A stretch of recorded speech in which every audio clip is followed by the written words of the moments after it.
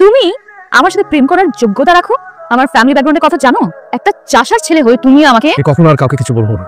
কোথায় যাচ্ছ? বসো বস, কিছু না খেয়ে যাবে? আচ্ছা, আপনি বারবার আমাকে ফোন করেন না। আমি তো আপনাকে বলেছি যে আপনি যাকে খুঁজছেন আমি সেই মানুষ না। কিন্তু আমার মেডিকেল কলেজে আপনার নাম্বারটাই দেয়া। আমার কথা ভুল হচ্ছে। অযথাই মানুষকে বিরক্ত করবেন না। আচ্ছা রঞ্জু ভাই, তোমাকে আমি অফিসে আসতে বললাম। কারো অফিসে যেতে খারাপ লাগে। হুট করে চাকরিটা চলে গেল। কবে? তুই কোভিড পজিটিভ হসপিটালে ভর্তি হলি। ভাবলাম যাবার আগে একবার দেখা করে দিই। এই শহর ছেড়ে চলে যাচ্ছে।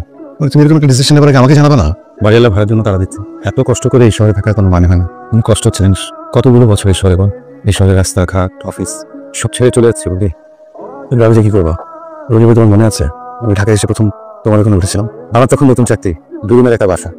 আমার ঢাকায় থাকার কোনো জায়গা নেই। প্রায় 1.5 বছর তোমার ওখানে ছিলাম। আর এই তুমি এখন এই শহর ছেড়ে চলে যাবে, আমি না মানতে পারছি না। আমার জন্য ভাবিস না, গ্রামে গিয়ে নতুন ভাবে বাঁচবো। কফি অর্ডার কর, খেয়ে চলে যাই। কিরে কেটে দিবি কেন? রায়া, আমি তো একদিন বলেছিলাম ওই মেয়ে একদিন তোকে খুঁজবে, মনে আছে? সেটা আমি নিশ্চিত। আর তাছাড়া ওর ভয়েসটা তো আমি চিনি। এত বছর পর একটা মানুষের ভয়েস তো মেমোরিটা আছে। বাবা চাচা বলেছে সবকিছু শিহাবের সাথে মিলে যায়। এটা শিহাব ছাড়া অন্য কেউ হতেই পারে না। কিছু একটা কর। কফি খেতে দেখেছিস? আগে কফি খাওয়া। তুই ওর সাথে দেখা করতে চাচ্ছিস কেন? 4-5 বছর আগে ওর সাথে তুই যা করেছিলি। ভাবতে চিত্রা, আমি একটা দুঃস্বপ্ন থেকে জেগে উঠতে চাইছি। একটি মহামারী এসে পৃথিবীর সবকিছু কিভাবে বদলে দিল দেখ। মানুষের জীবন যে কতটা ঠুনকো সেটা এখন আমি খুব ভিতর থেকে বুঝতে পারছি। কি ভয়ঙ্কর ঘৃণা ছিল আমার মধ্যে। কিরকম অহংকার একটা মেয়ে ছিল আমার। কিরে কোথাও যাচ্ছিস? বিজনেস ফ্যাকাল্টির মেয়ে, নাম রায়া। দেখতে অনেক সুন্দর, অনেক বড় লোকের মেয়ে। চেষ্টা করে দেখ। আমাকে সঙ্গে গাড়িটা নিয়ে যেতে বলেছে। কোনো কারণে নার্ভাস, 2 পরে নার্ভাস হয়ে যেতে পারি। রায়া, তুই কি করতে চাচ্ছিস আমাকে একটু বলবি? আরে আসুক না। হাই, দাঁড়িয়ে আছো কেন? বসো। প্রায় আমাদের ফ্যাকাল্টির সামনে গিয়ে দাঁড়িয়ে থাকো। আমার ধারণা আমাকে দেখার জন্য দাঁড়িয়ে থাকো। আজ আমি তোমার সামনে বসে আছি, কিন্তু তুমি আমার দিকে তাকাচ্ছ না। কবিতা এনেছো? শোনাও। আমি শোনাতে পারবো না। আরে বাবা, কই দেখি, দেখি তো একটু। আমি ইমপ্রেসড। আমরা তো খেয়ে ফেলেছি। আমি কিছু খাবো না। বিলটা কিন্তু তোমারই দিতে হবে। সবকিছু মিলিয়ে 3400। বিলের কথা শুনে ভয় পাচ্ছ নাকি? আমার কাছে অত টাকা নেই তো। only 3400। বলো তোমার কাছে কত টাকা আছে? 770 টাকার মতো। 770 টাকা? এই 770 টাকা নিয়ে তুমি আমার সাথে দেখা করতে এসেছো? আদৌ 770 আছে নাকি তারও কম? দেখাও। এত নোংরা কেন টাকা? আমাকে নিয়ে তোমরা মজা করছো? আমরা মজা করছি। আর তুমি কি করেছো? তুমি অনুরূপকে বলেছো তুমি নাকি আমাকে ভালোবাসো। জি বলেছি। এখন তোমার মনে হচ্ছে তুমি আমার সাথে প্রেম করার যোগ্যতা রাখো? আমার ফ্যামিলি ব্যাকগ্রাউন্ডের কথা জানো? কি জানি? জেনে শুনে 770 টাকা নিয়ে স্বপ্নটা একটু বড় হয়ে যায়নি? আমি প্রেম করতে চাইনি, আমি শুধু বলেছি ভালোবাসি। Alright, I am sorry. এই ব্লেজারটা আগে তো কখনো দেখিনি। তোমার নাকি? জানতাম। পুরো ইউনিভার্সিটিতে বলে বেড়াচ্ছ তুমি আমাকে ভালোবাসো। একই ইউনিভার্সিটিতে পড়লে সবাই সমান হয়ে যায়? কি করে তোমার বাবা? শুনেছি কৃষি কাজ করে, তাও নাকি অন্যের জমিতে। একটা চাষার ছেলে হয়ে তুমি আমাকে কখনো আর কাউকে কিছু বলবো না। কোথায় যাচ্ছ? বসো বস, কিছু না খেয়ে যাবে? মেয়েদের মতো কাঁদছো কেন তুমি? কি খাবে বলো? আচ্ছা, এই যে এত এত কবিতা লিখেছো আমার জন্য, তুমি এগুলাই খাও। বারবারই পেয়ে যাচ্ছে। খাও, খা। আরো খাবে? শিহাব, সেই কখন থেকে জানালার কাছে দাঁড়িয়ে আছিস? বড়লোকের মেয়ের সঙ্গে ডেটিং করতে গিয়েছিস, ওই এসে কিছু বলি না?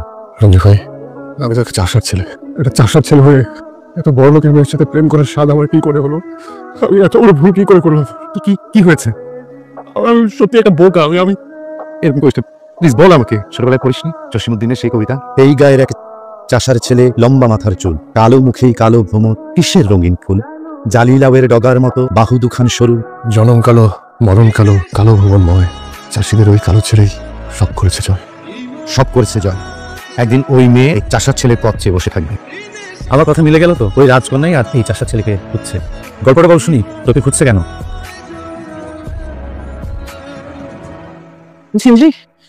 সামনে মাসে করোনা রোগী আমার শিহাব হাসপাতালে আছে।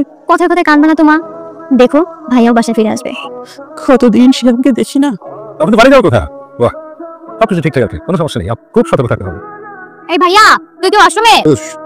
নিয়ে যা, খাবো না। এখন আমার শরীরে অ্যান্টিবডি আছে, বুঝছিস? আমার প্রোটিন দরকার। আমি তো মাকে ডাক দিব। ফেসবুকে আমি একটা পোস্ট দেখলাম, একজন কোভিড পেশেন্টের ইমার্জেন্সি মনে হয় প্লাজমা লাগবে। আপনি কি কোভিড পজিটিভ ছিলেন? 2 সপ্তাহ হলো সুস্থ হয়েছি। পেশেন্ট আপনার কি হল? আমার বসে নেই, আর কখন লাগবে? আমি কালকে আপনাকে নিয়ে আসবো। আচ্ছা, তাহলে আমি আমার ঠিকানাটা আপনাকে টেক্সট করে পাঠিয়ে দিচ্ছি। আমার নাম Shihab. Thank you so much. আমার অবস্থা কি অনেক খারাপ। মনে শ্বাস রাখুন। আপনাদের একটা গুড নিউজ আছে, প্লাজমা ডোনার পাওয়া গেছে। আমাকে তাহলে বাসায় নামিয়ে দিন। স্যার একবার আপনার সঙ্গে দেখা করতে চান। কেন? স্যার হয়তো আপনাকে সামনাসামনি থ্যাঙ্কসটা দিতে চাইছেন। ঠিক আছে। Good afternoon. আসসালামু আলাইকুম।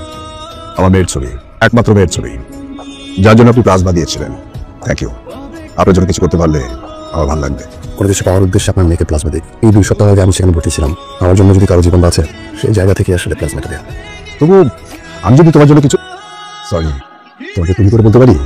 নিশ্চয়ই পারেন। আমার না অনেক বড় কোনো শখ নেই। আমার স্বপ্নগুলো খুব ছোট ছোট। আমার এমন কোনো বড় শখ নেই যেটা আপনি পূরণ করতে পারেন। আমার বাবা একজন কৃষক ছিলেন, সেই অর্থে আমি একজন চাষার ছেলে। তুমি কি কোনো কারণে আমার উপর রেগে আছো? না, হ্যাঁ তাই তো। সত্যি কথা বলতে এই শহরে আপনাদের মতো অনেক মানুষ আছেন যারা আসলে আমাদেরকে মানুষ বলে গণ্য করতে দ্বিধাদ্বন্দ্বে ভুগেন। সব মানুষ একরকম হয় না। আমিও গ্রামের ছেলে। এনিওয়ে, তোমার প্রতি আমার অশেষ কৃতজ্ঞতা। আমার মেয়েটা যদি বেঁচে ফিরে আসতে পারে, আমি মনে করব তোমার জন্য নতুন জীবন পেল।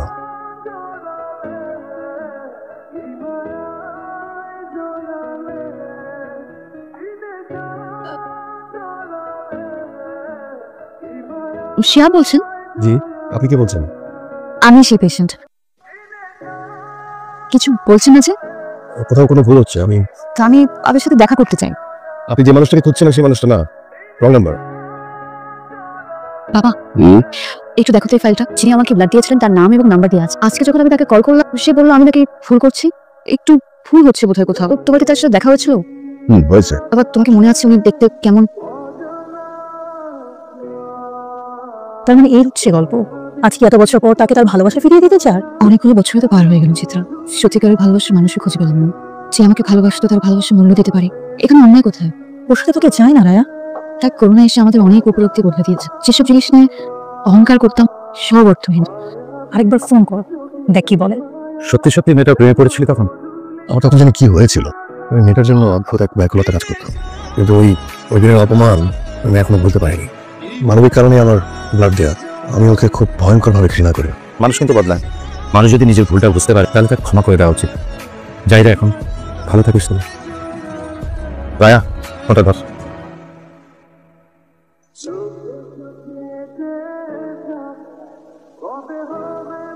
কেমন আছো শিয়া? আমাকে চিনতে পারছো তো? চিনতে পারবো না কেন? ব্লাড দেওয়ার সময় জানতে না যে আমি পেশেন্ট? আমি জানতাম না। ওরা তোমার বাবার সঙ্গে দেখা করতে চেয়ে তোমার ছবি দেখেছি। জানলে ব্লাড দিতে না? আমি অতটা অমানুষ না।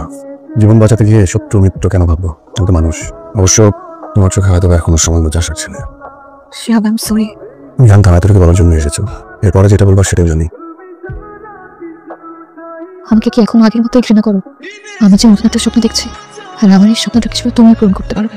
আমাকে নেবে তোমার সঙ্গে, সে জীবনটা আমি তোমার সাথে কাটাতে চাই। আগেও সিন কেট করেছো, আজকেও সিন কেটে করছো। আসে।